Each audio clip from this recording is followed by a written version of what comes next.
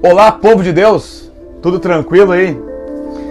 Hoje a palavra de Deus para o nosso coração é a seguinte: é mais simples do que parece.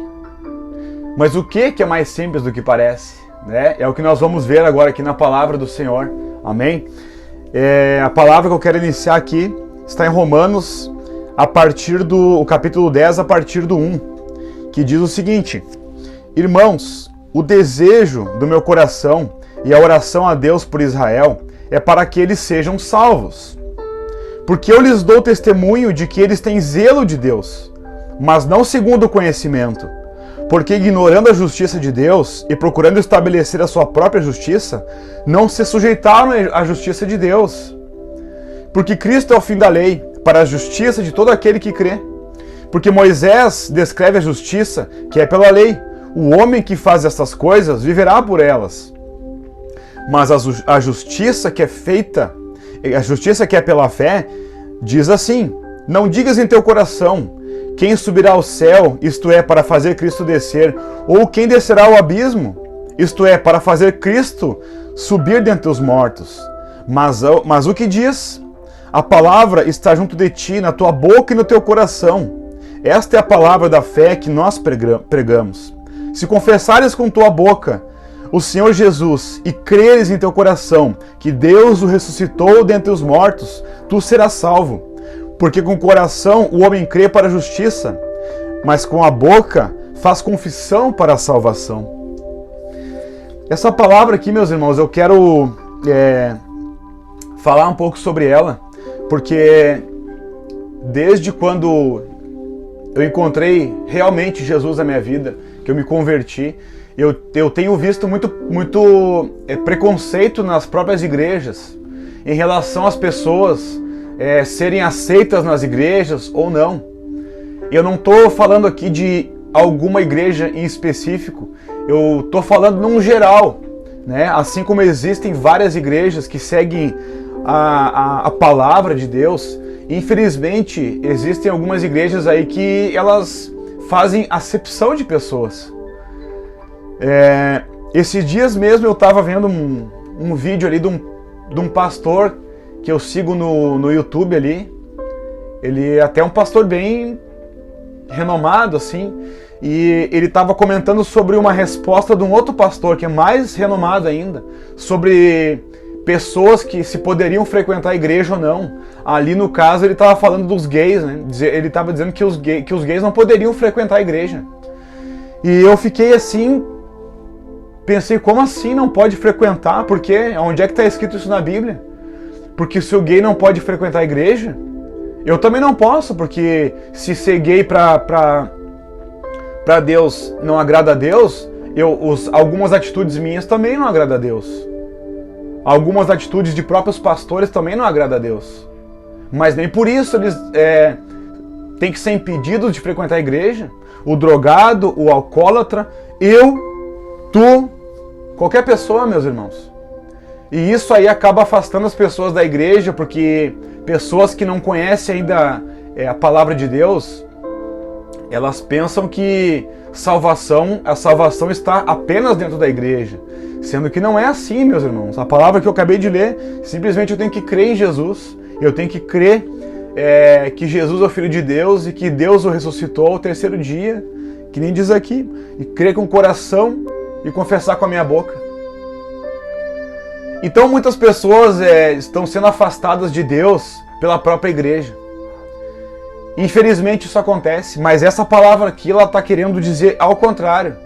Ela está querendo dizer, meus irmãos, que não importa que tipo de pessoa que tu é, que tipo de pessoa que eu sou, eu não preciso me preocupar qual o meu pecado hoje para aceitar Jesus, porque a palavra fala que depois que eu estou em Cristo, eu me transformo em uma nova criatura. Só que até eu chegar a Cristo, eu não preciso me preocupar do jeito que eu tô, porque Deus diz assim para nós, ó, venha como está. Deus não está pedindo para nós mudar primeiro para depois encontrar Ele. Quando Jesus liberou aquela palavra sobre a prostituta que pegaram ela em pecado e queriam apedrejar ela, Jesus falou assim: qual de vocês não tem pecado, atire a primeira pedra. Então por que a própria igreja, às vezes, algumas pessoas da própria igreja ficam criando uma barreira para que as pessoas cheguem até Deus, meus irmãos? Se a palavra que eu acabei de ler é diferente. Olha aqui, ó, os gentios... o povo de Israel, que é o que está escrito aqui, eles tinham zelo por Deus. Olha o que está escrito no dicionário, o que quer dizer zelo. Qual o significado da palavra zelo? Dedicação ardente, cuidado, diligência. Então, meus irmãos, às vezes, pessoas que não frequentam a igreja, elas têm muito mais zelo pelas coisas de Deus, elas fazem muito mais a vontade de Deus do que eu, que frequento a igreja. Então por que eu vou dizer para alguém que ele não é digno de frequentar a igreja? Por que eu vou criar uma barreira para que essa pessoa encontre os caminhos do Senhor? Se é dentro da igreja, muitas vezes, que o mover do Espírito Santo vai tocar no coração das pessoas. Eu fui curado mesmo, tive um milagre dentro da igreja. E se tivesse me falado assim, não, tu não pode ir para a igreja porque tu é pecador, porque tu faz isso, faz aquilo, eu não tinha sido curado. E assim muitas pessoas, meus irmãos, elas vão bêbadas para a igreja, elas vão drogadas para a igreja, e lá dentro da igreja, o mover do Espírito Santo de Deus toca nelas. E a partir daí elas mudam de vida. A partir daí elas têm uma conversão. A primeira vez, quando eu aceitei Jesus, eu estava na igreja, todo errado, mas a palavra de Deus tocou meu coração, e eu fui lá para frente no altar e eu aceitei Jesus aquele dia.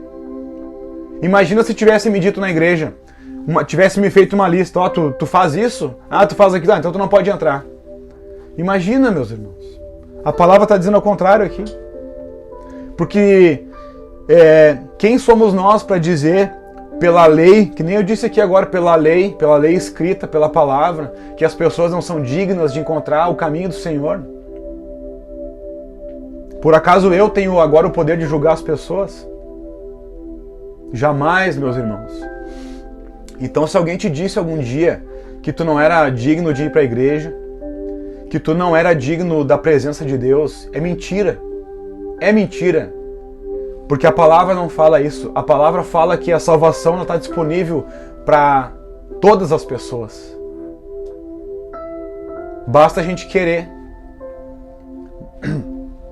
Aqui na palavra de Deus, em Lucas 19:10, diz o seguinte, ó: pois o Filho do Homem veio buscar e salvar o que estava perdido. Então foi para essas pessoas que Jesus veio. Foi para essas pessoas, para os perdidos. Então como que eu vou dizer que o perdido não é digno de entrar numa igreja para receber a palavra de Deus? Será que não é por isso que Deus levantou muitas pessoas, assim como eu, através da internet, para que essa palavra pudesse ser levada no coração das pessoas, lá no seu íntimo, no seu celular, aonde ninguém está julgando elas, para tocar no coração das pessoas e dizer para elas que Deus ama elas também, assim como Deus me amou um dia, quando eu era drogado, quando eu era bêbado, porque aos olhos dos homens eu não era digno de ser adotado por Deus, mas Deus me adotou do jeito que eu era. E agora que eu sinto o amor de Deus sobre a minha vida, eu preciso falar essas palavras aqui. Porque é o Espírito Santo que manda, porque eu sentei aqui para fazer o vídeo e eu não tinha palavra.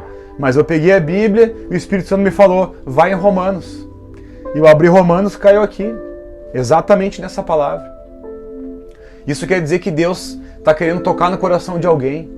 Assim como Ele tocou no meu, Ele quer tocar no teu coração para dizer para ti que Ele quer que tu venha para a presença dEle.